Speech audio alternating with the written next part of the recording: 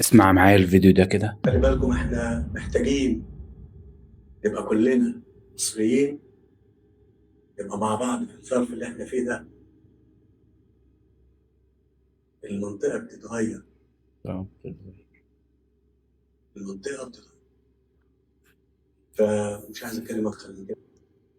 المنطقة بتتغير كلمة بتحمل معاني كتير وفي وراها كلام كبير جدا. المنطقة فعلا بتتغير لأن في دول هتتشال من الخريطة بشكل كامل في السنين اللي جاية. المنطقة فعلا بتتغير لأن التصعيد ما زال مستمر من كل الأطراف، ودول الخليج للأسف أضرارها ضخمة جدا وبتدفع ثمن المفروض أمريكا هي اللي تدفعه، وأمريكا عايزة تجر رجليها بأي شكل عشان تدفع أكتر وأكتر. المنطقة بتتغير لأن ترامب مش هيصرف ده كله على الفاضي من غير ما يسقط النظام في إيران ويحقق أهدافه منها ويفصل نظام جديد على مزاجه ويخدم إسرائيل وأمريكا، وده مش هيحصل أبدا لأنه تقريبا ما عادش فيه حيل يكمل، وإيران كل يوم تعلي عن اليوم اللي قبله على اللي ما يتسموا، وبرضه على اقتصاد أمريكا أو أي حاجة تخص أمريكا موجودة في دول الخليج. يعني تقريبا كده تغيير المنطقة هيشمل تغيير غير مسبوق، وهنشوف بعينينا إن شاء الله اتحاد العرب وزوال اللي ما يتسمى. المنطقة بتتغير ولكن تغييرها مش هيبقى سهل، وفي دول مقصود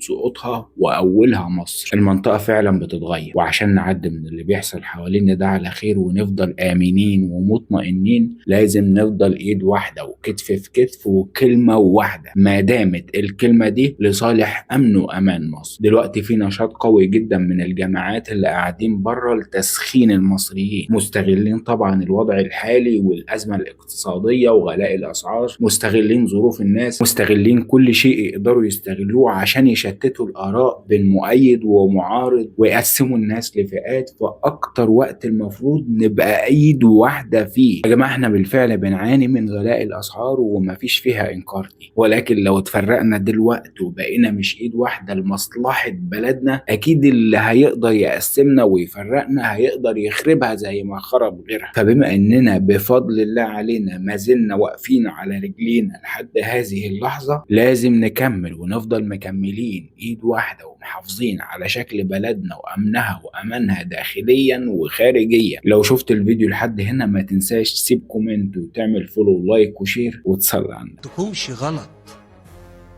ودخلت بيكم في حاجة بفضل الله سبحانه وتعالى خالص. والموضوع ده فيه حسابات كتير جدا بتبقى يعني ممكن اي حد يغلط يعني، وتبص تلاقوا في بلاد بتضيع من حسابات خاطئة. ما حصلش بفضل الله سبحانه وتعالى، وربنا سبحانه وتعالى ما جعلناش ابدا